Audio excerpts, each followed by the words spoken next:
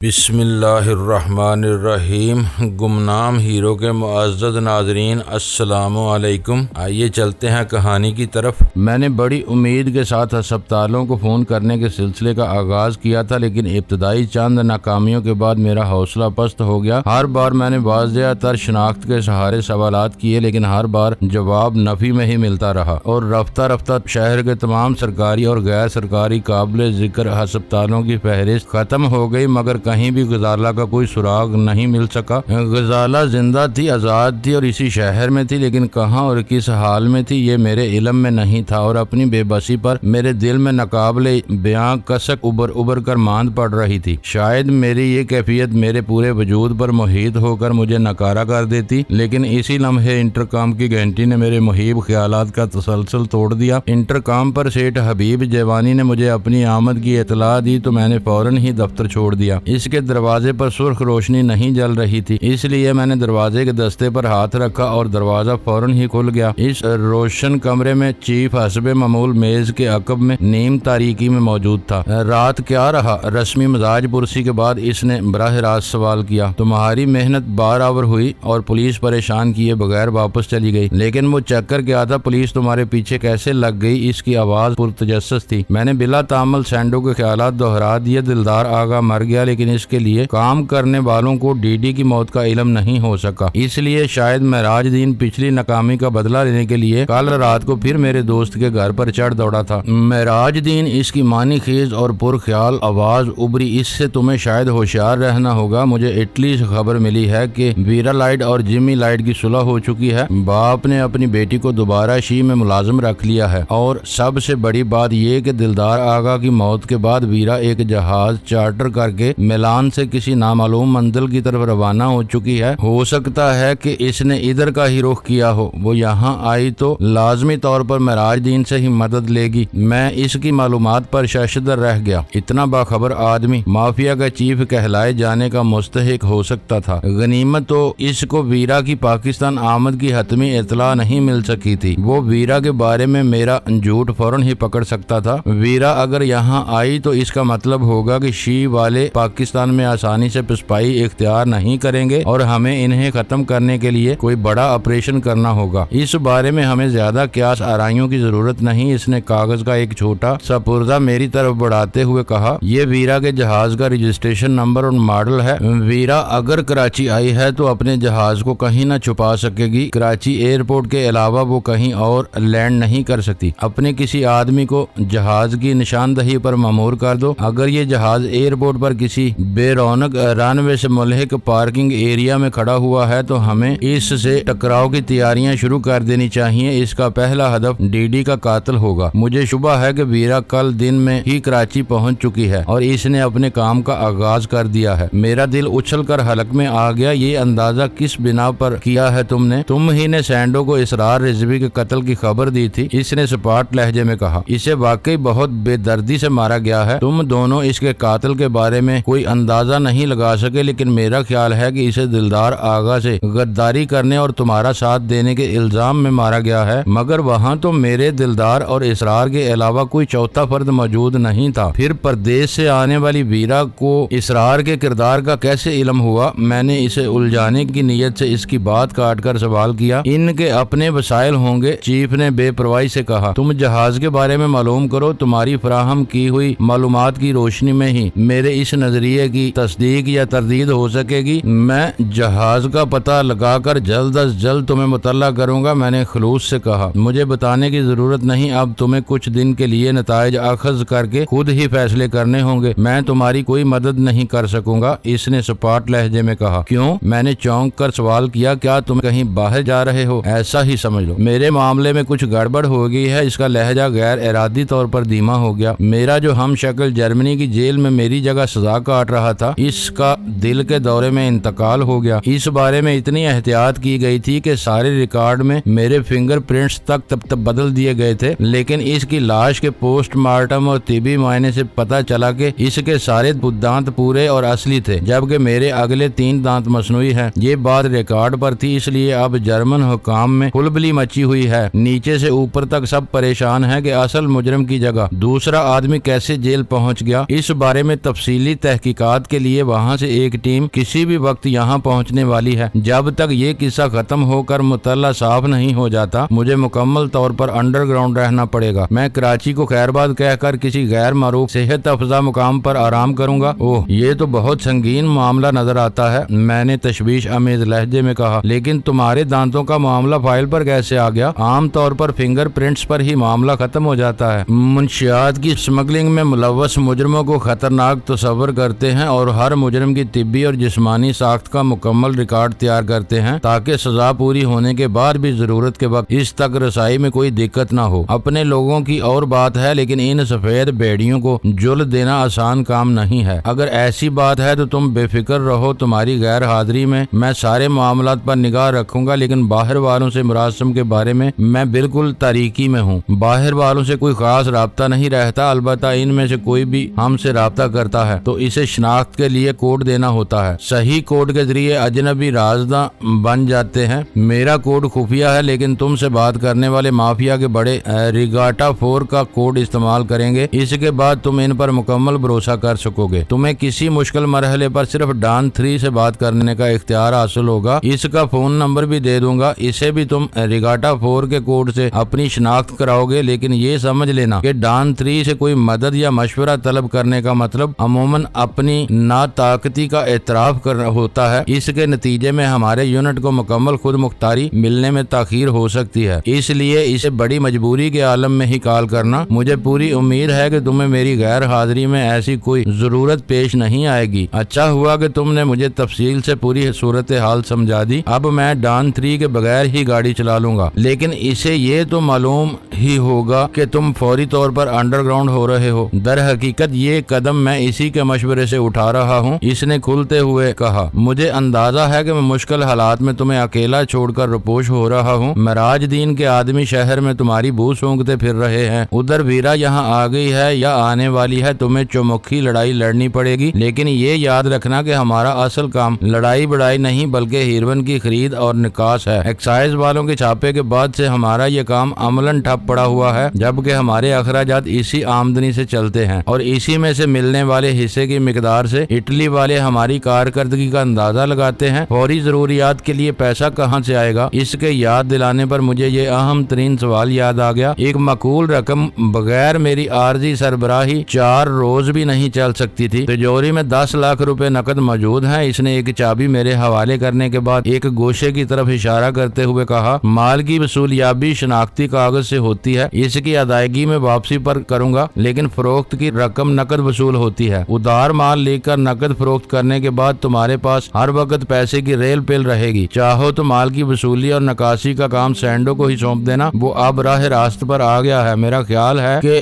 اس کام کے لیے وہی بہتر رہے گا۔ میں نے کچھ دیر توقف کرنے کے بعد پوچھا، کی کلب اور یہاں کے سٹاف کی تنخواہوں کا کیا ہوگا؟ مجھے رہ کر وہ ساری عملی دشواریاں یاد آ رہی تھیں جو بعد میں میرے لیے پریشانی کا سبب بن سکتی تھی۔ اس کے لیے باقاعدہ دفتری انداز ہے۔ آخری تاریخ کو تنخواہوں کے رجسٹر تمہارے پاس آئیں گے، ان کے مطابق ادائیگی کر دینا۔ کسی کو اس کی کارکردگی پر انعام دینا چاہو تو وہ اس کے علاوہ ہوگا۔ ان معمولات کے لیے سینڈو کارآمد ثابت ہوگا کیونکہ پہلے وہی سارے کام کرتا تھا۔ مال کی آمد کا علم کیسے ہوگا؟ مجھے خوشی تھی کہ سیٹھ حبیب کی ایک ذاتی الجھن کی وجہ سے مجھے فوری طور پر وہ سب کچھ جاننے کا سنہری موقع مل رہا تھا جو بصورت دیگر شاید برسوں بھی میرے علم میں نہ آ سکتا تھا۔ اور دوسری سب سے بڑی بات یہ تھی کہ مافیا کی باغیں میرے ہاتھ میں آ جانے کے بعد مجھے مافیا اور شی کو ایک تباہ کن مارکے میں الجھانے کی پوری آزادی میسر آ جاتی۔ مال کی آمد کا طریقہ بہت سہل ہوتا ہے۔ عام طور پر ایک ڈلیوری کے وقت اگلی ڈلیوری کے لیے شناختی کاغذ یا نوٹ کا ٹکڑا دے دیا جاتا ہے، لیکن اولڈ کلفٹن والے چھاپے کی وجہ سے یہ سلسلہ ٹوٹ گیا ہے، اس لیے اب ٹریڈ لائن کے پتے پر ایک رجسٹری آئے گی۔ اس میں شناختی پردے کے ساتھ ایک کاغذ پر ٹائپ کیا ہوا فون نمبر اور 2 کوڈ ہوں گے۔ تم وہ نمبر ملا کر پہلا کوڈ دہراؤ گے، دوسری طرف سے دوسرا کوڈ بتا کر تمہیں مال کی ڈلیوری کے وقت اور مقام سے آگاہ کر دیا جائے گا اور یہ سلسلہ پھر چل پڑے گا۔ تم مجھے بہت بڑے امتحان میں ڈال رہے ہو، میں نے تجوری کی چابی اپنی انگلیوں میں گھماتے ہوئے دھیمے لہجے میں کہا۔ ذمہ داریوں اور کام کی حد تک تو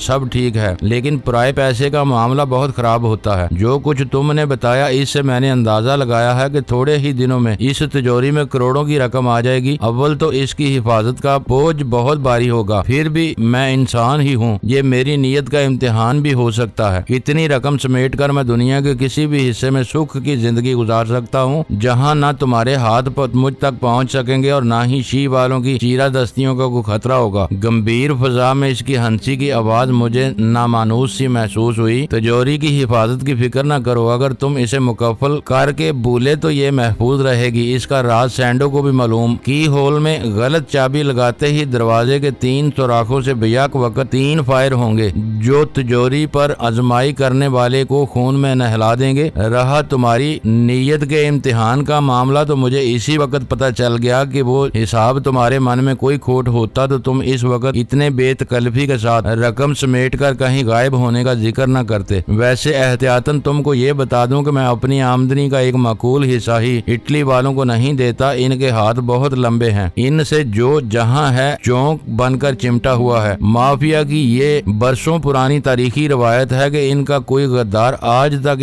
ان سے نہیں بچ سکا ہے۔ اپنے مشن اور منصوبے میں ناکامی کو یہ بڑی خندہ پیشانی سے قبول کر لیتے ہیں، لیکن کسی کی غداری اور بے امانی کے سدباب کے لیے دیوانگی کی حد تک اسے سارے وسائل داؤ پر لگا دیتے ہیں۔ افریقہ کے جنگلات، جنوبی امریکہ کی دیوار گزار وادیوں تک سے انہوں نے اپنے مجرموں کو کھینچ نکالا ہے۔ اسی لیے جرائم کی دنیا میں مافیا کی بیٹھی ہوئی ہے۔ جو ایک بار ان کا ہو جاتا ہے وہ پھر مر کر ہی ان سے جدا ہو سکتا ہے۔ وہ بولتا رہا اور میں دل ہی دل میں سوچ رہا تھا کہ یہ ان کے بارے میں ان لوگوں نے شدید دھوکہ کھایا تھا۔ میں نہ ان کے لیے مخلص تھا اور نہ ان کا وفادار، اس لیے ان کی برسوں پرانی روایت میرے ہی ہاتھوں ٹوٹتی نظر آ رہی تھی۔ رقم لے اڑنے کی بات تو محض رسمی تھی، لیکن اس میں کوئی شبہ نہیں تھا کہ میں کم سے کم پاکستان میں مافیا کی بنیادوں میں بارود بھرنے کا مصمم ارادہ کر چکا تھا، جسے سیٹھ حبیب بانپ ہی نہیں سکا تھا۔ میرا ارادہ تو تھا کہ اس کے ہوتے ہوئے اپنے پروگرام کو عملی جامہ پہنانا، لیکن یہ میری خوش نصیبی یا مافیا والوں کی بد نصیبی تھی کہ سیٹھ حبیب جوانی حالات سے بے بس ہو کر میرے لیے میدان چھوڑ کر اندرون ملک رپوش ہو جانے پر مجبور ہو گیا تھا۔ وہ میرے ساتھ دیر تک گفتگو کرتا رہا اور پھر اچانک ہی ایک بے تکا سوال کر بیٹھا، دلدار آغا کی موت کے بعد غزالہ کہاں ہے اور اب تمہارے دل میں اس کے لیے کتنی محبت باقی ہے؟ اس کی زبان سے یہ سوال سن کر میں دل ہی دل میں پیچ و تاب کھا کر رہ گیا۔ مافیا میں حبیب جوانی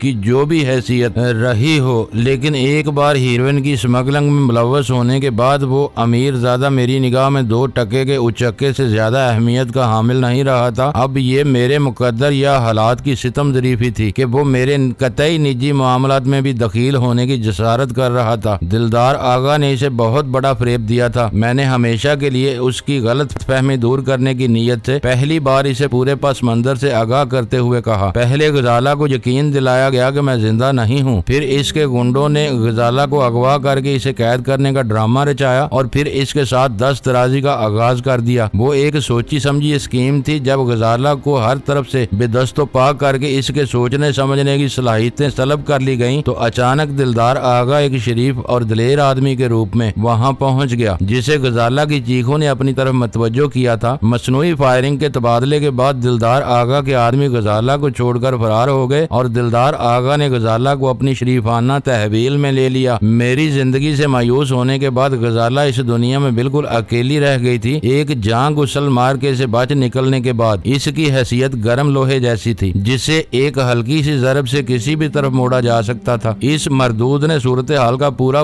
فائدہ اٹھایا اور محتاط انداز میں اس طرح پیش رفت کی کہ غزالہ اس کے کردار سے متاثر ہوئے بغیر نہ رہ سکی اور یوں وہ دونوں ازدواجی رشتے میں بندھ گئے۔ لیکن شادی کے بعد جب رفتہ رفتہ غزالہ کو دلدار کے سیاہ کرتوتوں کے بارے میں اڑتی خبریں ملی تو وہ اس سے بدظن ہونے لگی۔ چند کھلے ثبوت سامنے آ جانے کے بعد اسے دلدار آغا سے اس قدر نفرت ہو گئی کہ عملاً ان کے درمیان کوئی رشتہ باقی نہیں رہا تھا اور غزالہ کافی عرصے سے دلدار آغا کے مکار ملازمین کی نگرانی میں اس کے مکان میں ایک قیدی کی طرح محصور تھی۔ اس کی موت کے بعد کیا صورت ہو سکتی ہے اس کا تم خود اندازہ لگا سکتے ہو۔ اس دوران میں غزالہ سے تمہارا رابطہ برقرار تھا۔ میری کہانی اس کے لیے دلچسپی اور تجسس کا سبب ثابت ہوئی تھی۔ دلدار کی مشکوک سرگرمیوں کے بارے میں غزالہ کے شبہات اپنی جگہ تھے، لیکن بعض اہم مواقع پر میں نے اسے دلدار کے بارے میں ایسی معلومات بہم پہنچائیں جن کی بنا پر اس کے شبہات یقین میں بدل گئے اور وہ دلدار آغا سے متنفر ہوتی چلی گئی۔ اس کا مطلب ہے ہے کہ اب اس کا جھکاؤ تمہاری طرف ہوگا۔ دلدار آغا ایک حادثہ بن کر اس کی زندگی میں داخل ہوا تھا اور اسی طرح نکل بھی گیا۔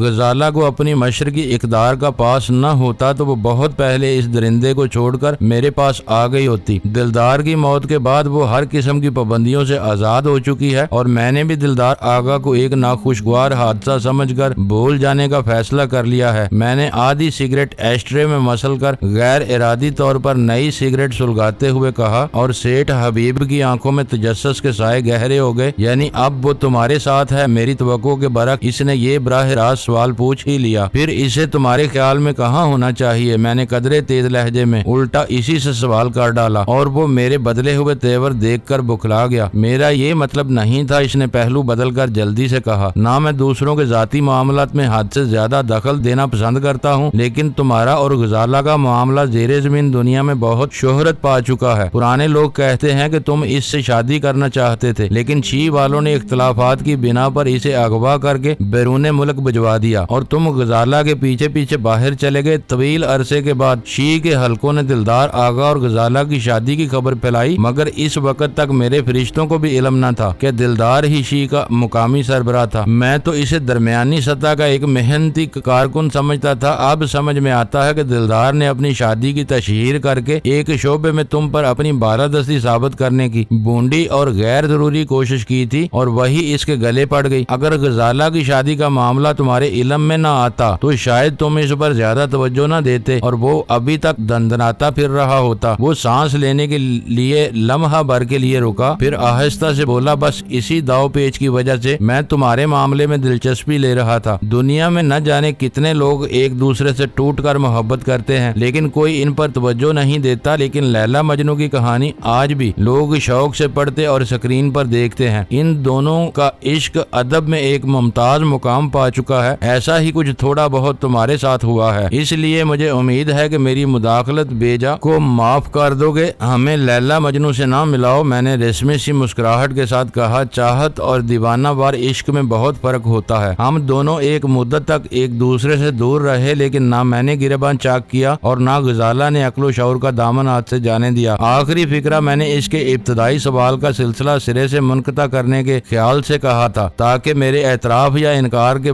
بغیر وہ بذات خود یہ نتیجہ اخذ کر لے کہ فراق کے لمبے وقفے کے بعد آخر کار وصال کی گھڑی آ چکی تھی۔ سیٹھ حبیب جوانی کو بہلا لینا ایسا محال اور ناممکن نہیں تھا۔ میں نے اپنی چرب زبانی سے اس کی زبان بند کرا دی تھی، لیکن غزالہ کا ذکر آنے پر میری وجود کی گہرائیوں میں جو آگ بھڑک اٹھی تھی، اس کو ہمیشہ کے لیے ٹھنڈا کرنا میرے بس سے باہر تھا۔ میں نے کہنے کو تو اس سے کہہ دیا تھا کہ ہم دونوں لیلا مجنو نہیں تھے، لیکن اس کی زبان سے وہ موازنہ سننے کے بعد مجھے دل ہی دل میں مان لینا پڑا تھا کہ اس نے صحیح تمثیل کا سہارا لیا تھا۔ مجنو شاید مکتب سے نابلد ایک سچا اور سادہ لو عاشق تھا، اس لیے جو محسوس کرتا تھا وہ اپنا گریبان چاک کر کے دنیا کو سناتا پھرتا تھا، ورنہ اس کے قلب پر بھی وہی واردات گزری ہوگی جو مجھے مضطرب کیے رکھتی تھی۔ میں جہاندیدہ اور تجربے کار تھا، اس لیے دل کا درد دل ہی میں لیے پھرتا تھا، جس کا درما غزالہ کے علاوہ کسی کے پاس نہیں تھا۔ ٹریڈ لائن کا برم قائم رکھنے کے لیے میں درآمد کا تھوڑا بہت کام کرتا ہوں۔ میرے سٹاف میں حامد تنہا اس کی دیکھ بھال کرتا ہے۔ اس کا کام صرف اتنا ہوتا ہے کہ مارکیٹ پر نگاہ رکھتے ہوئے ہارڈ ویئر کے آئٹموں کی ایلسی کھولتا ہے۔ آج کل ریگ مال کی درآمد میں سونا برس رہا ہے۔ اس کی ایک ایلسی پچھلے ہفتے کھولی گئی ہے، مال چائنا سے آ رہا ہے، اس کے بعد جیسا چاہو کر لینا۔ آخر کار اس نے موضوع بدل ہی دیا، اس مال کی ذخیرہ اندوزی اور فروخت کا بھی تو کوئی انتظام کرنا ہوتا ہوگا۔ میں نے سوال کیا، درآمدی تجارت یوں ہی کاغذوں پر تو نہیں چل سکتی۔ حامد اسی کام کا ماہر ہے، وہی مال منگواتا ہے جو گودی میں جہاز لگنے سے پہلے نقد بک جاتا ہے۔ بازار میں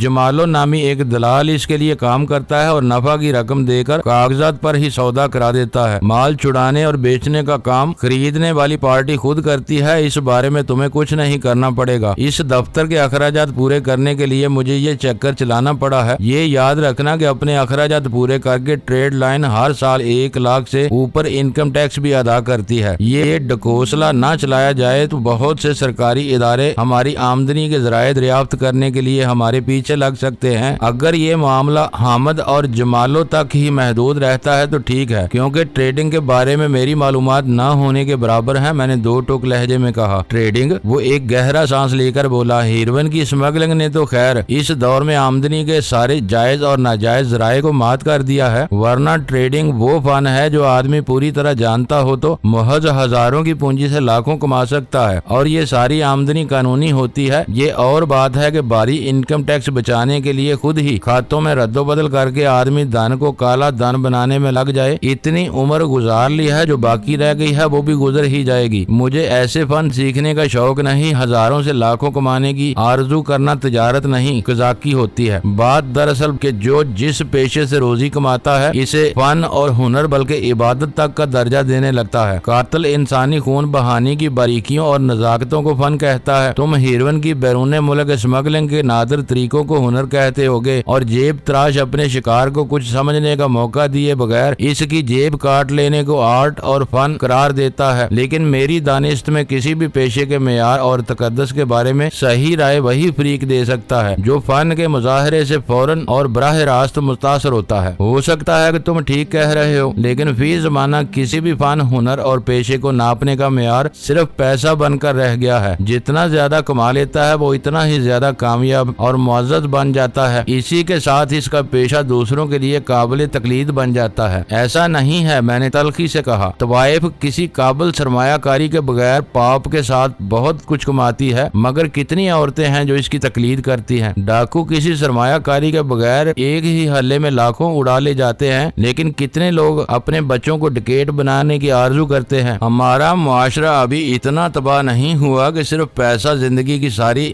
زندہ قدروں کو بہا لے جائے۔ جو لوگ اپنی سرمایہ کاری پر کئی گنا منافع کماتے ہیں وہ بھی عمر بھر گھاٹے کا رونا روتے نظر آئیں گے، تاکہ معاشرے میں ذخیرہ اندوز اور منافع خور جونکوں کی طرح نہ پہچانے جائیں۔ میں تو جس تاجر سے ملا ہوں وہ مندی اور گھاٹے کا سوگ مناتا ہوا نظر آیا ہے، اس کے باوجود ان کا سرمایہ اور جائیدادیں روز بے روز بڑھتی جاتی ہیں۔ کچھ پتہ نہیں چلتا کہ یہ سب کہاں سے آتا ہے۔ تمہارے تجربات بہت تلخ اور محدود معلوم ہوتے ہیں۔ وہ خفیف سی مسکراہٹ کے ساتھ بولا، اس بحث کو یہیں ختم کر دیا جائے تو بہتر رہے گا۔ میرے گھرانے کا تعلق بھی نامور کاروباری برادری سے ہے۔ یہ میری بدقسمتی ہے کہ میں نے اپنے ہاتھوں سے اپنے آبائی پیشے میں اپنا مستقبل تباہ کر لیا۔ ان لوگوں کو تم مجھ سے زیادہ نہیں جانتے۔ یہ حقیقت ہے کہ کمانے کے ساتھ ہی تجارت میں کبھی کبھی گنوانا بھی پڑتا ہے۔ پھر ختم کرو اس قصے کو، میں نے اسی کی بات کا سہارا لے کر کہا۔ تم نے ویرا کی آمد کا شبہ ظاہر کر کے مجھے تھوڑا سا پریشان کر دیا ہے۔ میں سینڈو کو اسی وقت ایئرپورٹ پر ویرا کے جہاز کا کھوج لگانے بھیجتا ہوں۔ وہ آ گئی ہے تو اب وقت مصروفیت میں گزرے گا۔ اب تم مجھ سے آ ملے ہو بلکہ میرے دستے راست بن گئے ہو تو مجھے یہ کہنے میں کوئی باک نہیں کہ پاکستان میں اور بیرون ملک بھی میں نے تمہارا بہت شہرہ سنا تھا، اور اب تم میرے روبرو موجود ہو۔ اسی طرح میں نے مافیا کے بڑوں سے ویرا کے بارے میں بہت کچھ سن رکھا ہے۔ وہ شی میں تھی تو اس نے بڑے کام دکھائے۔ پاکستان کے قبائلی علاقے میں ایک ماہر جرمن کیمسٹ کی مدد سے ہیروئن تیار کرنے کی پہلی فیکٹری بھی اسی نے لگائی تھی، اور جب اس کی اپنے باپ سے ٹھن گئی تو اس نے اسے بھی تگنی کا ناچ نچا کر رکھ دیا۔ مجھے اپنی سلامتی کے ڈر سے روپوش نہ ہونا پڑتا تو میں ویرا سے ضرور ملتا۔ وہ تمہارے ہاتھوں ماری گئی تو میری یہ حسرت دل ہی میں رہ جائے گی۔ موقع ملا تو تمہاری خاطر اسے زندہ پکڑنے کی کوشش کروں گا۔ بہت خوبرو، خوش مزاج اور خوش ذائقہ لڑکی ہے، تمہیں واقعی اس سے ملنا چاہیے۔ میرے بارے میں کسی غلط فہمی نہ رہنا، عورتوں کے معاملے میں میرا دامن صاف ہے۔ مجھے اپنے گھر کا سکھ میسر ہے، اس لیے کبھی کسی پرائی عورت میں کوئی کشش محسوس نہیں ہوئی۔ اس نے میرے تبصرے پر جلدی سے وضاحت کرتے ہوئے کہا، ابھی وہ باضابطہ طور پر پرائی نہیں ہوئی، خود کو مس کہتی ہے۔ تم اسی قدر درویش ہو تو پھر ویرا کی لاش کی ممی بھی تیار کی جا سکتی ہے، کم از کم اسے دیکھ تو لوگے۔ میرا خیال ہے کہ اب تم جاؤ، اس نے کرسی چھوڑتے ہوئے کہا، پھر یوں چونک کر بولا جیسے اچانک کوئی بھولی ہوئی بات یاد آ گئی ہو۔ تمام سرکاری اور قانونی ضروریات کے لیے یہ یاد رکھنا کہ ٹریڈ لائن کا مالک سینڈو ہے، میرا اس سے کوئی واسطہ نہیں ہے۔ یہ کیوں؟ میں نے حیرت سے کہا، تم نے اسے ضرورت سے زیادہ سر چڑھا رکھا ہے۔ اگر وہ تمہاری دی ہوئی ان رعایتوں سے ناجائز فائدہ اٹھانے کی کوشش کرتا ہے تو اس میں اسے زیادہ قصوروار نہیں ٹھہرایا جا سکتا۔ اس کی جگہ کوئی دوسرا ہوتا تو وہ بھی یہی کچھ کرتا۔ تم میری مجبوری کو بھول جاتے ہو، اس نے شکایتی لہجے میں کہا۔ قانونی طور پر اس وقت بھی میں پاکستان میں موجود نہیں ہوں، مجھے جرمنی کی جیل میں ہونا چاہیے تھا، اسی وجہ سے میں اپنے نام سے پاکستان کی سرزمین پر کوئی قانونی لین دین نہیں کر سکتا۔ میں تمہیں بتا چکا ہوں کہ جیل سے اپنے فرار کے سلسلے میں نے صرف اپنی بیوی کو اعتماد میں لیا ہے۔ میرے والدین بھی ابھی تک میرے فرار سے لا علم ہیں۔ ایسی صورت میں ٹریڈ لائن کے لیے کس کا نام تلاش کرتا، لے دے کر سینڈو ہی نظر آتا تھا۔ سینڈو سینڈو سینڈو، میں نے چڑچڑے لہجے میں کہا۔ تم اپنا نام بھی بدل سکتے تھے چند 100 روپے خرچ کر کے۔ جب غیر ملکی یہاں کی اصلی شناختی دستاویزات بنوا سکتے ہیں تو تمہیں کیا دشواری تھی؟ تم تو اسی دھرتی کے فرزند ہو، اسی جعل سازیوں پر تمہارا بھی حق بنتا ہے۔ عملاً ایسا ہی ہوا، اس نے کہا۔ ہر جگہ نام سینڈو کا ہے اور دستخط میں کرتا ہوں۔ یوں سمجھ لو کہ اپنا نام سینڈو رکھ لیا ہے، میرے دستخط کے بغیر وہ کچھ نہیں کر سکتا، لیکن اسی طرح وہ جب چاہے تمہیں اپنا